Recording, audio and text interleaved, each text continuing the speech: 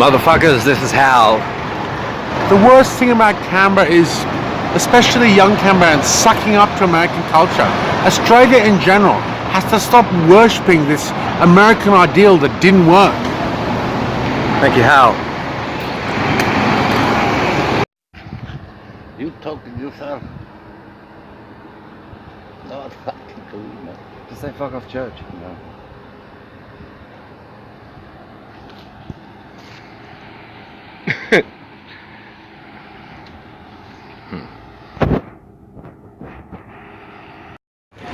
I can remember seeing. I was just introspectively spouting off lyrics to fragmented, unmade songs, because I was looking at doing more audio synth effects over vocals to put on some of my electronic music, and I had this Black Star. This is 2009. And it's just amazing, this world we live in, because the three artists who I would say were the biggest influences on me, in the cases of two bands, it would be 21 years of me just loving to appreciate and interpret on my own terms everything that they were about as they moved through concept album to concept album. And so the joy and sadness at the same time of Bowie's last album coming out with the title Black Star, and watching the clip Black Star, I cried, saying farewell to Bowie and the relevance in his lyrics to the film clip Black Star. And it was just my way of getting teary-eyed, and I actually bowed and said, like, you are the pioneer, you and Patti Smith, of the bisexual health rights, bisexual movement in the 60s. It's a relatively new movement, and look what progress it's made with Bowie's 40 albums, 40 odd albums, and his alliance with Manson. That's or at least their good friendship. I don't think they recorded a song together, but they worked with similar people. Trent Reznor, as Bowie did in I'm Afraid of Americans, and Gave Up was a song where Marilyn played guitar for Trent Reznor, and then Trent Reznor was impressed with his talent, so he was the producer for Antichrist Superstar. And it was around that period of time in the 1990s where Bowie himself moved into using some of that alternative sound that was 9 Inch Nails-esque, Marilyn Manson-esque. And then even by 1997 he did a techno-fueled album. I think it might have been partly influenced by the Pet Shop Boys remix of a song I always liked called Hello Space Boy. And now I'm wondering what it's going to take for the next advance of truly impressive ideas to support the bisexual rights movement now without Bowie. It's like losing the guy that had the foresight to see it all rising. And I watched what he would go through philosophically as it went from album to album, reinvention to reinvention, and I noticed a trend where the later it got in his career, the more he was drawn to the philosophies of nihilism, existentialism, and godlessness. And that was an interesting point to me, because I started to predict the same thing might happen, as like, it seems to me the bisexual people at the forefront in art of supporting bisexual rights movement, they constantly get led into wanting to make or feeling like it's time to try and make some sort of universalist gesture to people in the religious right, to see if they will in turn appreciate what bisexuals have worked very hard for. And then, I just watched it over time get sort of misconstrued. Like Marilyn Manson goes to a university and he teaches, he says in a university class, you know, I think of God as creation. And so some people in that classroom, that student classroom, all went, yeah, cool. So to him, God is like how he creates art. But then there were probably religious people in that crowd too that went, oh, Marilyn Manson's not the Antichrist anymore. He's turned around. Now he believes in God and he's accepted creation in Genesis. And like, maybe I should go up to him and share my faith story and be like, hey Marilyn, I'm so glad you believe in God now. Can I share my faith story with you? Well, first there was Garden of Eden incest, and then the prophets of Isaiah. And you're like, think more hardly about why he rips up Bibles. You know, it's all there if you ask the right questions and you look into the right material. But these bisexual artists who have tried to use religious words but try and get people to look at them a different way. It happened to Albert Einstein. You know, he said God does not play dice with the universe, and you've had a downpour of like religious fundamentalists like Kirk Cameron and Ray Comfort in debate say, oh, look at this quote. Albert Einstein said God does not play dice with the universe, so therefore Albert Einstein believed in God. But if you look at his books, Ideas and Opinions, you'll see about 20 more quotes about God where he says, I reject a theistic biblical God who acts on reward and punishment, and mankind would indeed be in a poor way if he had to rely on fear of punishment or hope for reward after death. And you know, those religious debaters will never quote those words from Einstein. So I think that's a fine line that these artists have had to contend with, is like the question of, yeah, we've made a creative gesture here where we've tried to take what important ideas relate to God that aren't about infanticide, genocide, rape, killing virgins, sacrificing the firstborn son, you know, calling the crucifixion not a suicide, rape and murder enrolled into one. If it's not a rape at the same time, I mean, what did it do to Jesus' genitals when they nailed him to the cross? Like, they had to put a loincloth over his penis, so what was it doing?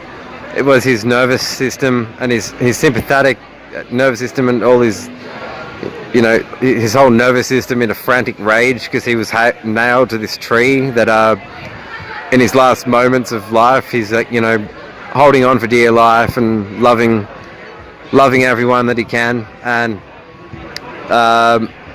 it's a sick thought, like, did his dick move a bit so they put the loincloth on? And did that inspire all those songs in the Happy Clappers Hillsong religion movement where they're like, he is risen? You know, talk to these guys for 2 minutes and they'll be like, yeah, okay, now we know outer space has Venus, Jupiter, Pluto. So did this rumor about him being risen have something to do with what went on before they put that loincloth on him? Or are they still wanting to suggest he rose up into the third plane, up in the sky into heaven, back before they knew all the other planets were there and Earth was at the center of the universe? You know, I don't want to know what they think of by he's risen. I'm like, give the poor guy a fucking break. No way did he lay his life down as a sacrifice for me or you, much less to seal this monarchist dogma that, you know, he's the savior, who's the Messiah who laid down his life to fulfill all the ancient Old Testament texts and put a royal seal on us all coming from inbreeding in the garden. I keep bringing up this inbreeding in the garden because I want to provoke a debate opponent. They turn around to me and they can't turn around to me and say, well, maybe this says something about you and your family, because I mean, I didn't hit puberty until I think age 12, and by then I was into my second step family. So I can remember noticing that like my stepsisters and my first step family were pretty, but like I said, I wasn't producing semen and I wasn't a pervert. I didn't know what a porno was until like age 10 or 11. But even looking at pornos then, it was more like something a little bit more interesting than anatomy class with Julie Bauer at Wanniassa High School, where she's like, this is the penis, this is the vagina, this is the urethra, this is where the baby's made, this is where the sperm goes. It's like, okay, well, thanks for those diagrams, but I found these magazines, my newsagent. No, it's a literal reading of the text. It's and I don't know what it means when they say it's only a figurative reading of the text, because like if you say it's only figurative, then you got to say, well, then there was no Adam and Eve, and the human race came from some other process, you know. And now we're learning all about stars possibly colliding with ponds that had semi-evolved organisms in there, and marine life, and you know, four-legged mofos, and who knows that they're saying we come from star stuff, and they can find that we share genetic ancestry with trees. How does that factor into these psychological profilers that want to say, you know, oh, he or she committed a dissociative crime because of a genetic trigger? I love the keyword trigger. It doesn't point to the police state's involvement in a psychiatric treatment order at all, does it? You know, if I own up to my legal trespasses, I would, if my reputation was at jeopardy, I would want to be in court to discuss how and why it's been put into jeopardy. And that's court, not this psych ward. We wish we were as cool as Judge Judy. 10th rate series of platitudes of hearsay and PC nonsensical mumbo jumbo. I can handle talking to these profilers in person, but they won't do it.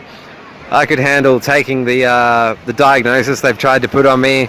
I need to prevent it from ever reaching any members of my family who I love, my step family who I love, if there's a chance of that, or friends in my friendship groups who have known me since school. I don't want any of them to ever doubt me, because most of them know about my childhood anyway, and they know how I've treated all of them. So as I said, like, I have a hodgepodge philosophy that's very minimal. A few simple rules. I don't get them from the Bible, but like, I mean, take thou shalt not kill in the Mosaic 10 Commandments. He says thou shalt not kill, and then he reads those commandments to his followers, and then the first thing the followers do is that they go off and sorry.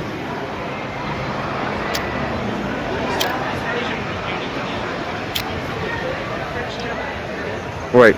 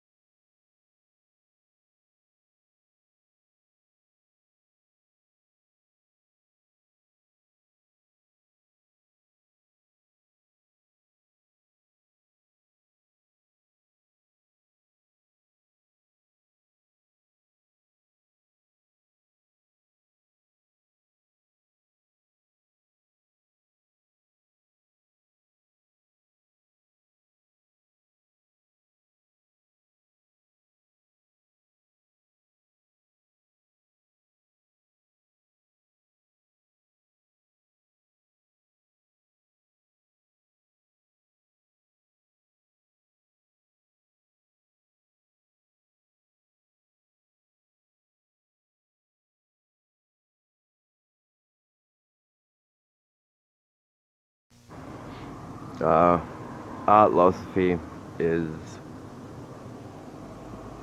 a hybrid idea about art and philosophy,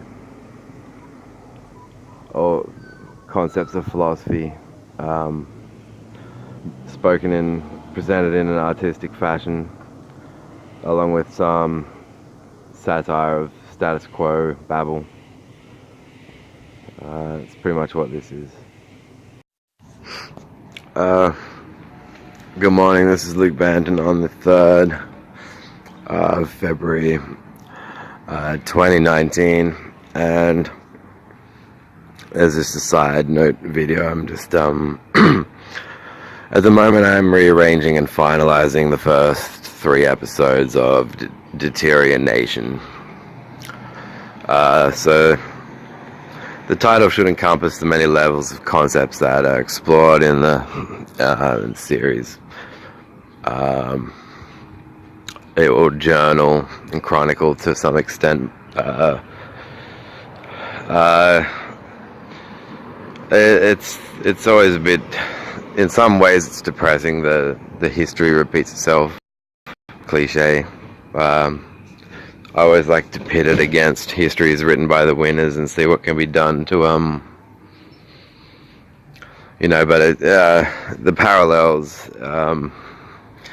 between myself and 2 organizations that I devote a lot of time and effort to, and while I learned a lot, I'm starting to think that actually I'm reminded of what a girl said at a nightclub once about assertiveness being the key to your answer, and she basically made the case to me that she felt, though she thought I was well spoken and things like that,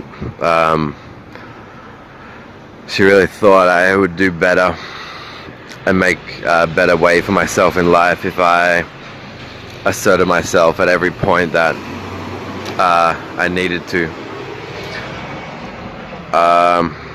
And so for me, that's been a case of learning a lot about when is that best to, and if it's the dogmatic authoritarian types in the organization who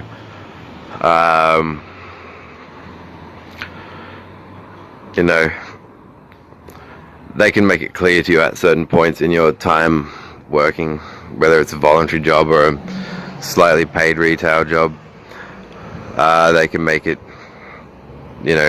quite clear to you they do not want you to say anything that usurps their point of view or makes them feel like their authority has been undermined. So you have to ask, well, where's the line between you not doing that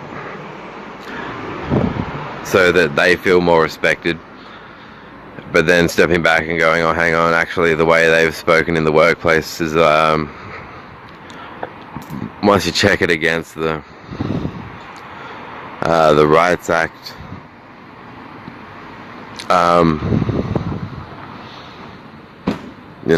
it's actually them violating various, like a whole list of things.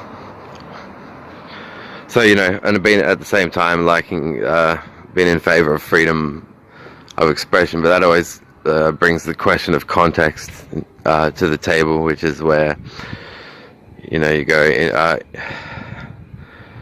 free expression is important, but like in what context? It's Howard Stern's radio show. He takes freedom of expression very far. If you're running a dance party, you enjoy watching as freedom of expression sets the tone in principle for everyone to have an enjoyable night of entertainment. So yeah, I think freedom of expression is essential, but in what context? And so then there can also be the whole thing about you're the funny guy in the group. So at work they'll find the things you say are funny, and you wonder yourself if the things you're saying are funny, but if you've pushed the line too much. But you're not insulting. You're just kind of in a way it's also part of how you learn or test your critical faculties. a bit of humor here and things like that. So, but when there are outright violations of, you know, discrimination acts and things like that, in the context of art, I think freedom of expression can be taken much further. Art that you intend to either sell or give away, or publish, like publishing a book. Because when people consider the whole art piece as a whole, then they're able to go, well, this person values freedom of expression in this context to this extent, as evidenced by this piece of art.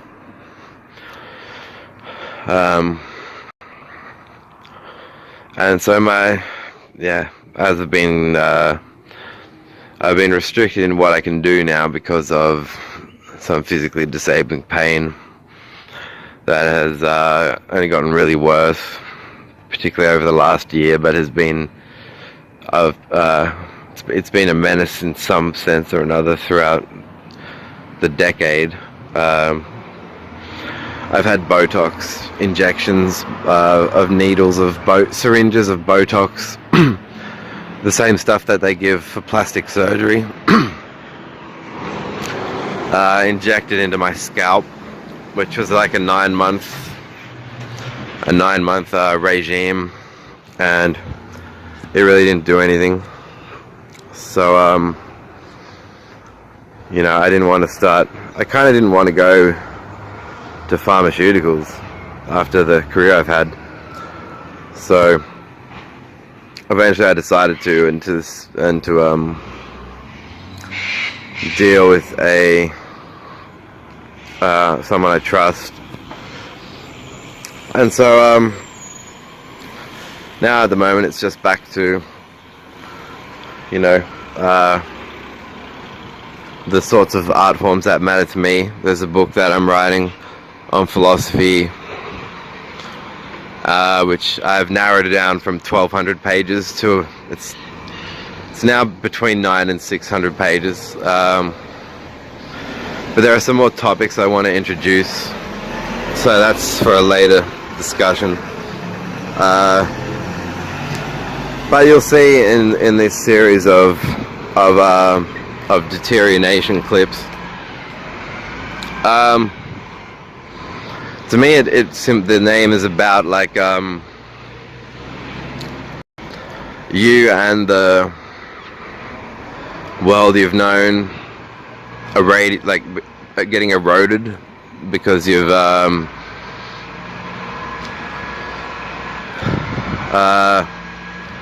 I suppose, like, I wouldn't have bucked horns with some of the people that I had if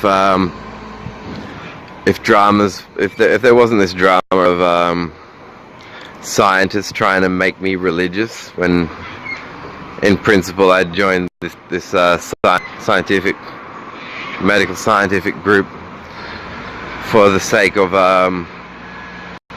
being away from religion, only to learn that all along the owners were these religious people. So so that went bad in a number of ways, which some of that's touched on in the in these clips. And then there's some talk about sort of antichrist philosophy, some of the ideas that are good for, I think, are good for antichrist philosophy and the end of Christianity. And their ideas I'm always open to discuss and debate with anybody else. But anyway, it's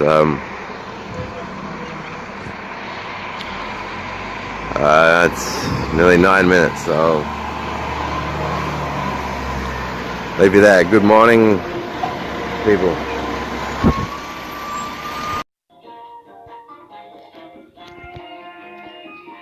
Martyrs are said to have ideological causes, so I count back to the start of this decade, and it turns out I have about 9.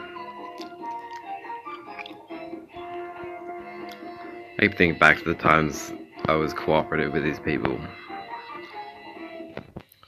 I think of 9 like the German 9-9. Don't get him, don't get him. I'll have to get him. And yelling with this damn book in my hand. Feels very natural. I look good like that, doesn't it? I look just like one of those evangelical assholes. The fact is, we are two evangelical assholes.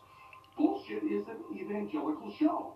TV preachers are doing exactly what we're doing. They are telling the truth as they see it. They just don't have the crack research team we've got at bullshit. If you're religious and you believe the Bible is real because of faith, we can't touch it. It's an automatic tie. No one can bust you. Bible must pride themselves on believing in things that are hard to believe in. They think God will bless them for that. But if faith isn't enough, if you want history or fact, 9 Martyrs talking shit behind the all-seeing eye. the Bible contains equal amounts of fact, history. Climbing the ranks to suck Lucifer's dick. Go Roger Markby, go. You're a fucking such a fucking scientist. Come here, come to this door. You fucking think you're a scientist? Come to the fucking door.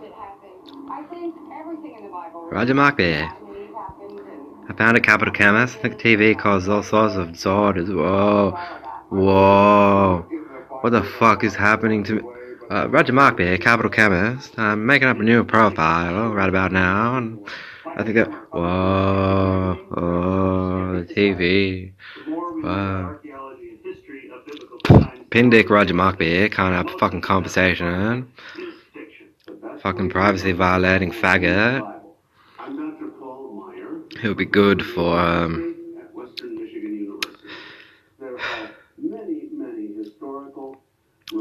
like you think of Charlie and the Chocolate Factory and Mike TV. He reminds me of that guy. It's an article of faith.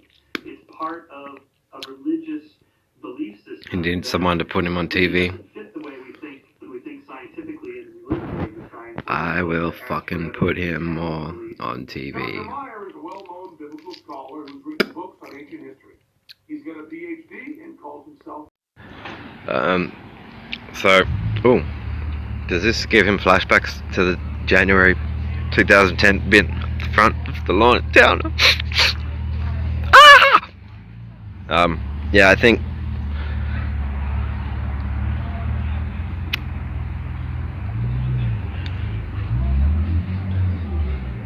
as I said, I think this Freemason, I think they do make for bad scientists, but to make sure that no one takes this as a mere ad hominem, I will probably devote some chapters to explaining how and why such simplistic, monotheistic beliefs corrupt and fuck scientific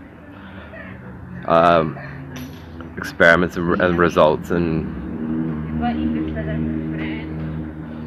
I mean, for 3 years I was working on drafts for the book Paradox Atheos, which is going to be my first book on how godlessness is more interesting and makes life more, and well, it helps to affect a more interesting take on life, I think, for the individual than theism. And this idea is nothing new at all, and that'll also be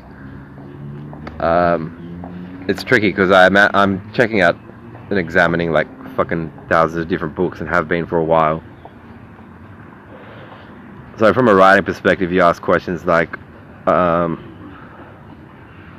should the book have the appeal of something new? And then there's a paradox of, well, there isn't really anything new. So maybe talking about that. I mean, the ancient Greeks, some of them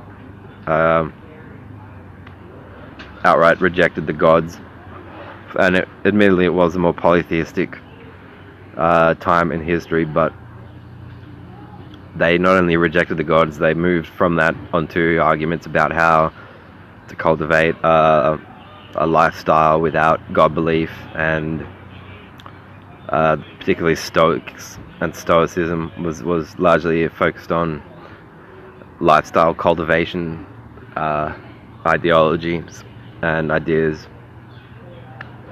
how the ethical life is possible without appeal to a deity to lead you in life and set down moral laws. So I think maybe drawing people's attention to how this really isn't anything new should be part of what I do with the book. Except I will admit that at the time I started writing the drafts, I went a bit too far, in that I looked back on the drafts and went, oh, some of these chapters are way too arguably autobiographical, and I was telling stories based on personal experiences. And so then I decided, well, is it better if the book looks just like a laid down, like it may have not even been written by me, sort of thing, like chapters that don't include anything about a person's own experiences, but the ideas that you learnt from those times and those experiences certainly get mentioned, but they don't get. It's just like a template or like an existential sort of, here's what atheism is to me, sort of thing.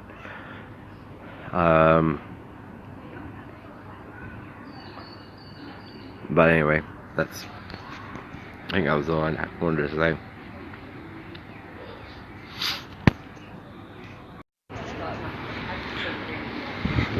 Good morning.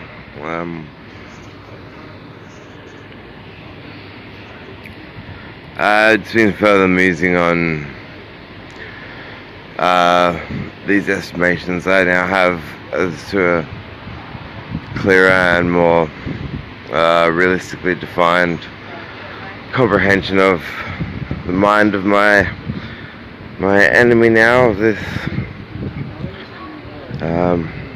and that dynamics was certainly officiated by more or less out of necessity at the start of this decade. I'm exhausted, really, to tell you the truth. It's been an exhausting decade. So I called it the heck decade.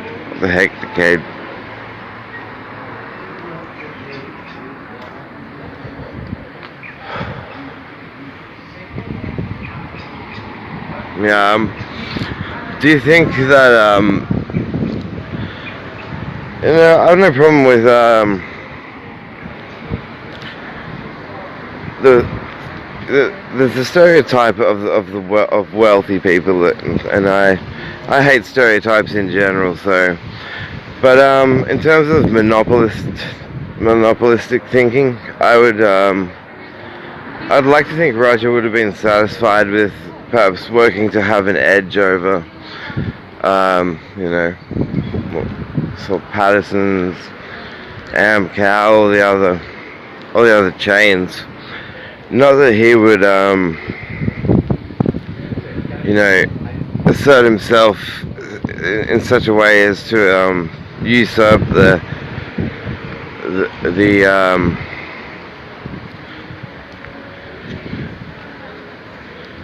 steal the thunder from the doctor, from doctors, from police, from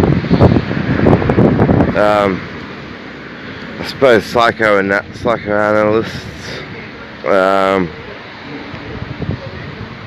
I don't really comprehend that to be a monopoly. I think it's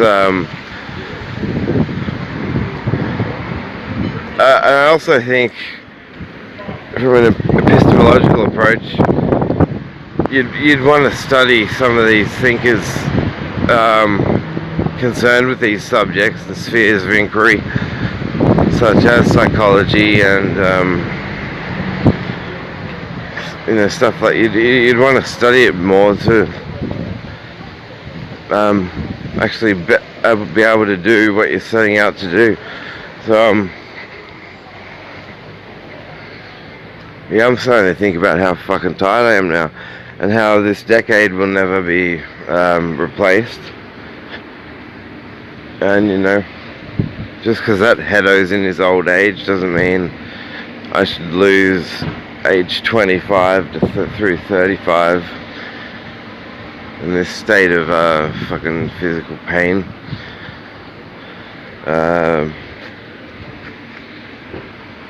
But you know, I intend to collapse the weed of these conflicts at the point where they first spurred.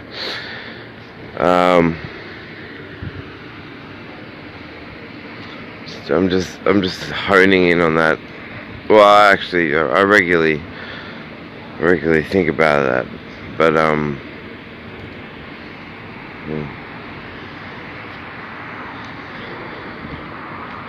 cheapskates.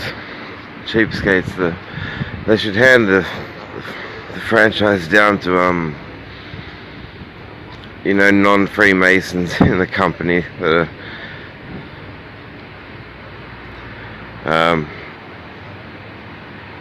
that aren't bigoted and into plagiarisms and you know a retard's comprehension of martyrdom. We can't explain how it's martyrdom. We just know it is on faith. You know. I'd love join. I could debate Gary Cans and Roger Toll at the same time. The topic would be, why isn't your Freemasonry equally pitiful to the theisms of the right-wing Christian evangelical movement? You know, secrecy aside, how the fuck is your mob any better?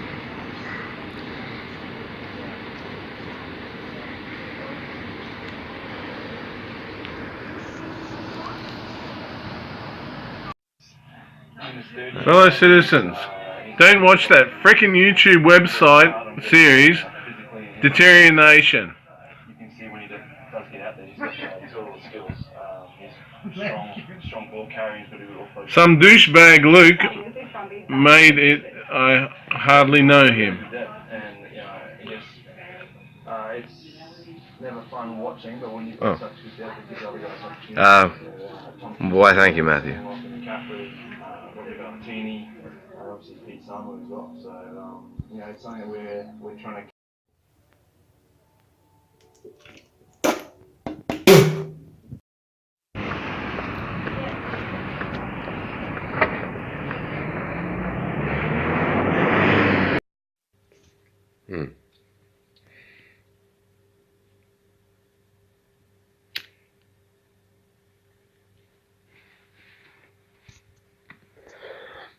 So there's a lot now looking back at the sorts of judgments I received from these Freemason employers. I think they have, in terms of their taste of art, it's quite one-dimensional in the sense that they will be partial to music that lyrically is representative of morals they would like maybe you and I to think they have.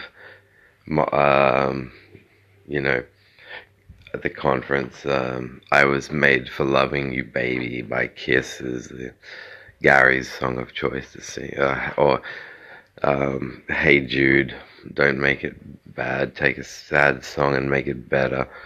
So you know, even then, even as he's singing to his wife in front of all the other staff, so we know they have no domestics of any kind, is because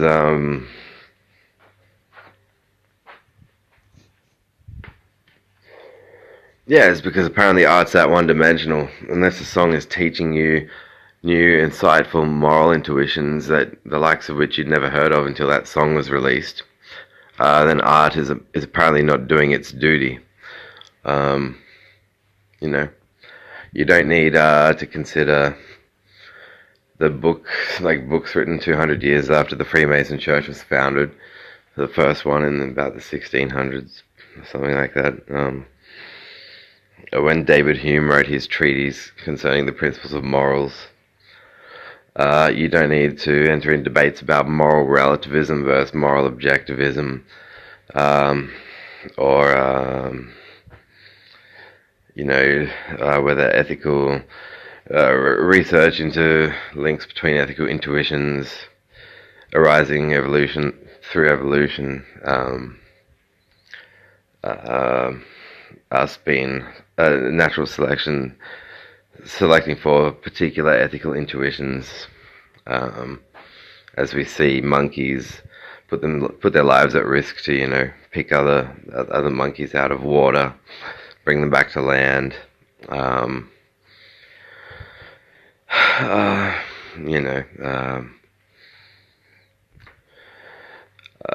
There's possibly more moral wisdom in even Peter Stodge's 40-page treatise on neo-nihilism, where he begins by saying, is morality an illusion? And he actually makes quite a few statements that do give credence to that point, that morality could be an illusion. But even so, it's better an illusion than an outright deception and front. They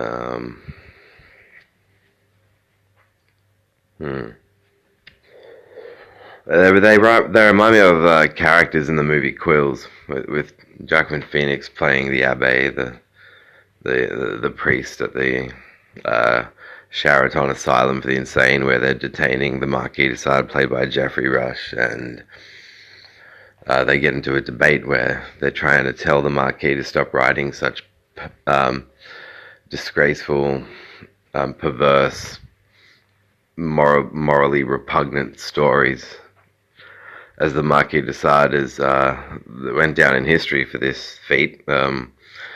As to this day, the bondage, sadomasochism, and S&M bondage, all of that, sadistic, all those words come from Sade originally, which is the Marquis de Sade, so he got that ball rolling. But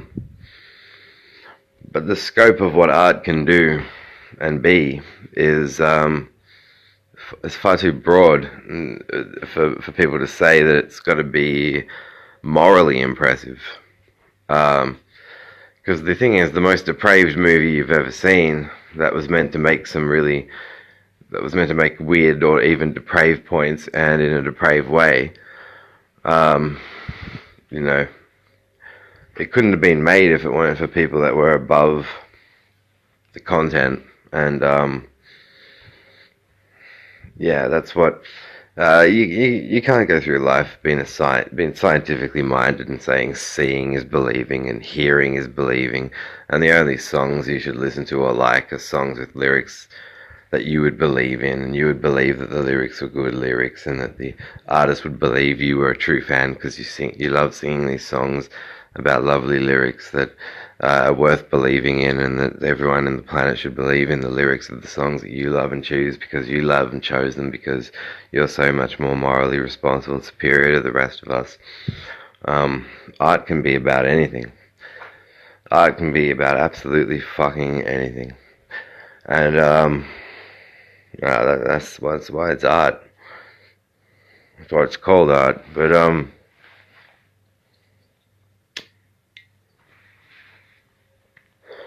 whatever became of items of mine that belonged to me, that was stolen from a previous home of mine in Melba Street in Downer, within a month after I had left the Capital Chemist Group, and the fucking manager had made me so goddamn nauseously sick with the shit she would say to me, which actually was probably enough to warrant it being recited in a court of law. But apparently Luke is bulletproof and you can say anything to him anytime and he won't sue. So, Then they get all this sand in their vagina because I get a dexamphetamine script instead of buying it on the street for $4 a pill. I should have just still bought it. I should have just still spoken to the street dealers, because the owner of the company wasn't even actually this Roger guy who you've seen. I've put his photo up on my timeline on my Facebook account. He completely refused to let me have the script altogether and considered it stealing. Because if you work in a pharmacy with a Freemason employer, he's got beliefs about the supernatural, the likes of which none of us could hold in a test tube. And one of them is that you apparently never get sick. Nothing can be traumatic in your life. You can't get sick. If you're a Capital Chemist staff member on the Grand 15 at 95 an hour, you're bulletproof. You can't get sick. Sickness is for patients. So I got that dexamphetamine script, and it was deemed. It was judged by this Roger guy that there's no way I could be in any sort of traumatized state at the time, and thus the prescription was deemed by him stealing from him. Even though I started getting the repeats dispensed at non-Capital Chemist pharmacies, merely my obtainment of that script was he judged it to be me stealing from him. So yeah, go figure. I would not be though on a disability pension now if it weren't for ever turning to non-street drugs to solve or help me get through anything substantial enough that I'd have to think hard and with a very clear head to make my way through.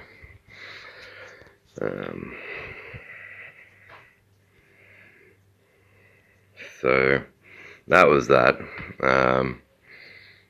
Well, that was the beginning of the tussles.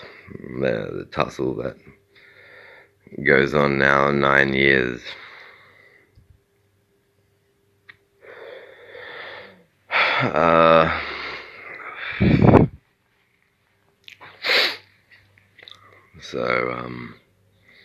Now it's chronic physically disabling pain. I didn't want to go to a pharmacy again for anything after the way that I got treated after leaving, and after that engagement with from Roger contacting me at my home, issuing a death threat, threatening to have my pet cat Hydra skinned. So I had to ask my mother if she could find a cat loving second home so I could give safely. No, she was in safe hands. Hydra here.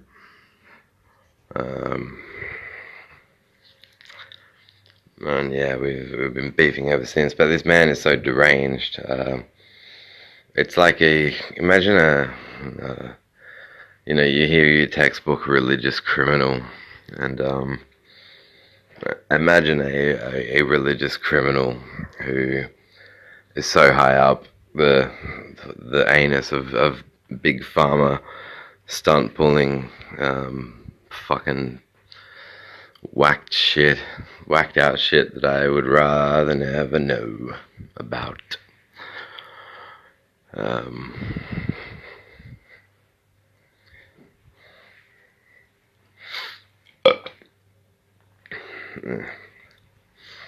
Anyway, I made sure that the right people knew what the situation was like.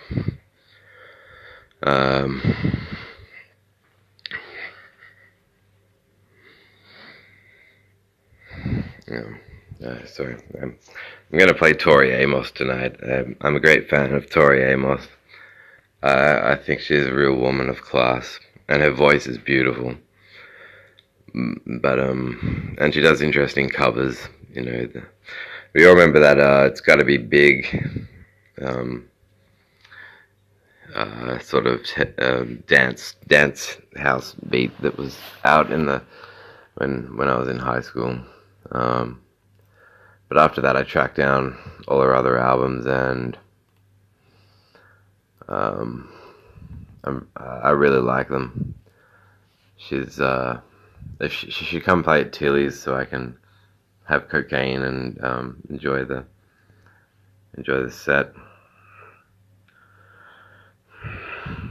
Anyway, gotta go. So now we're one to interview, you know, close to the ivory tower level managing pharmacist within the Capital Group. You'll probably hear statements and claims like, this business has always been against piracy or copying and sharing of data, and to some extent, and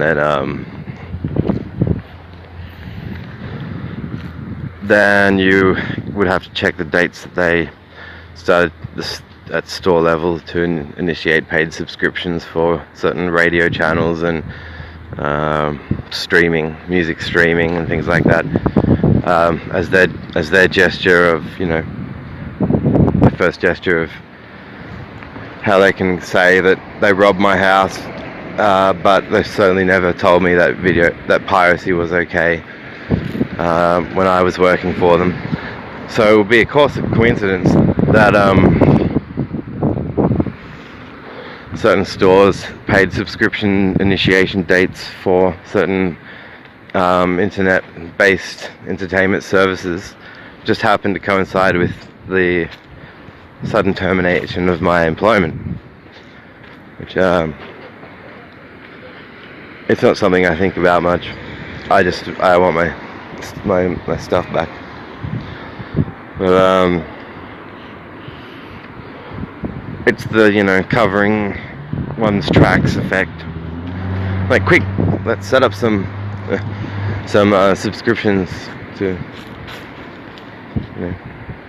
Anyway.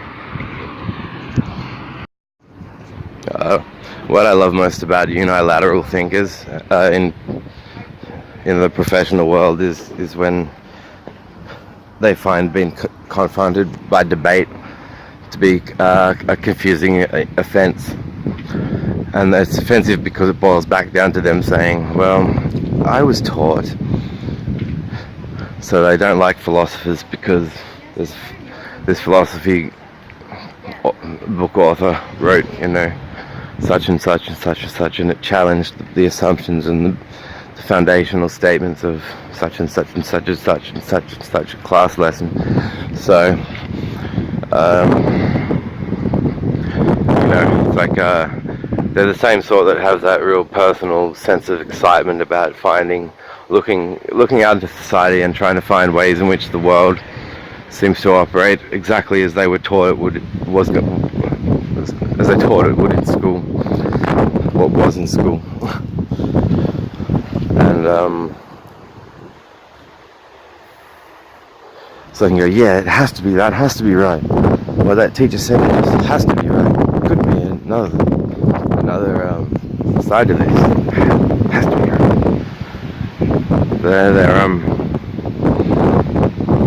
And then they'll be at their church on Sunday, of course.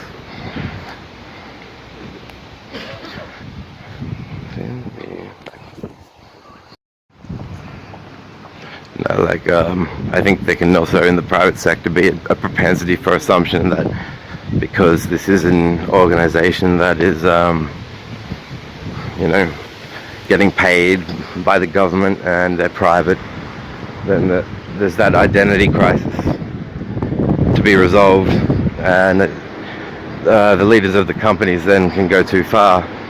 I mean, it's only a pharmacy. You really don't need to have an employer stating that he's the master of sexual health definitions and sex orientation definitions. That he shouldn't even attempt to really, it shouldn't be relevant for him to enter into conversations about such conversations. But some of the definitions that you'll hear, fuck. This company sure is private. It's like took an investigator 20 years to make sense of your definitions. I mean, I ran a private business, and I think I was more successful. More people were dancing. I didn't. And you know what my stance was when it came to telling other people what their sexual orientation is? I didn't do it at all. I have gay friends, and I think Roger Toll's definition of a homosexual is quite easily. I can quite easily see how it would be offensive to gay people.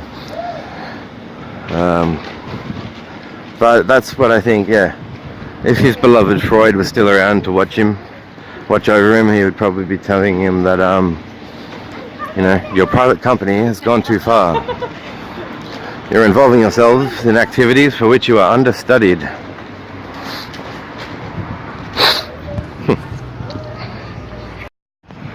I think one reason I'm studying the Freemasons literature at the moment is to see if I can find something stated in the Masonic texts that will explain why Roger Toll and Gary Gens came up with the definition of homosexual they came up with,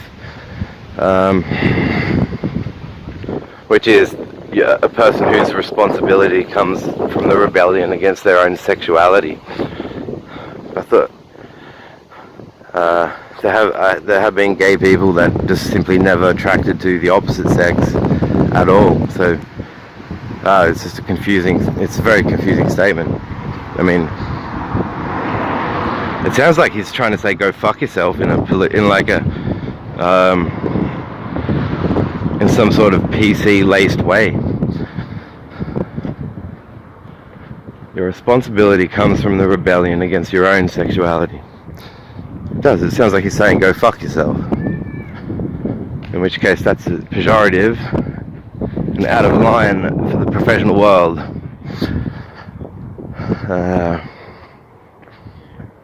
So anyway, yeah, I'll see if there's something in the. Let me think. Well, the Luciferians, the Freemasons, there have been certain echelons in the Church of Satan who will state that homosexuality is not a natural state.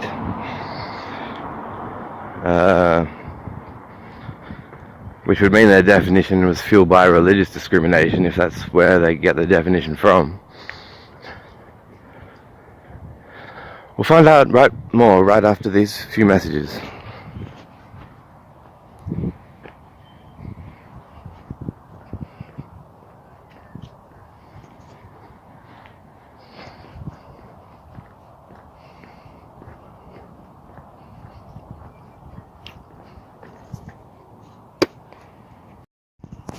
He may have got his definition of homosexual from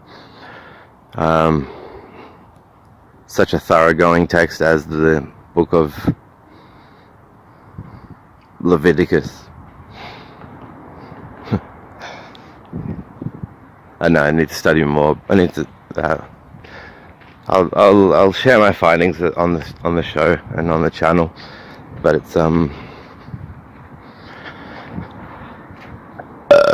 if you encounter a fucktard and they're very, very snaky, it helps to get into their head a little bit. And I guess I have enough knowledge and time and experience to be able to do that.